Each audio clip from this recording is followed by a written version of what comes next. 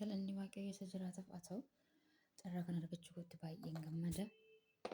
Egaa gargaarsa waaqayyoo ta'etu yeroo kana arganne. Wanti narra asii wajjin dubbachuu barbaade dubbii jireenya keenya irratti humna qabu. Dubbii kamidha? Dubbiin jireenya keenya irratti humna qabu.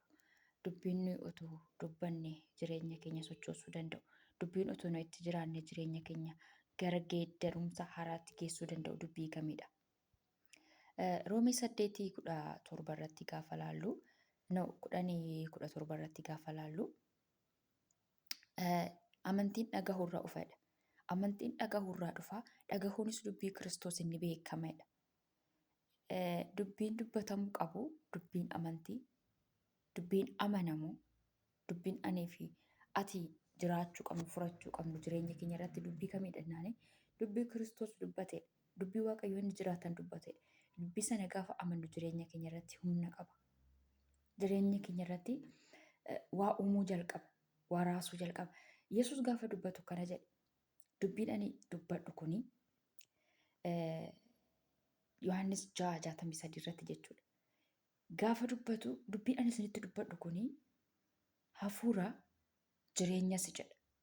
Yesuus dubbii dubbateetu dubbiin ani dubbadhu kuni jedha. Inni isa keessaa bahu dubbiin suni dubbii zimmi jedhanii abbaan barbaade haasa'ee waa otoo hin ta'in darbu tokko otoo hin ta'in dubbii humna qabuu fi dubbii hafuura ta'edha.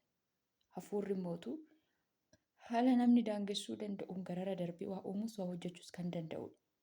Dubbii kanaan aniif jireenya ta'uu qabu isarratti amanee isa dubbate sanatti amanee gaafan jireenya kurratti dubbadhu humna qaba. Humni sun immoo waa garagalcha, waa buqqisa, waa ijaara, waa dhaaba.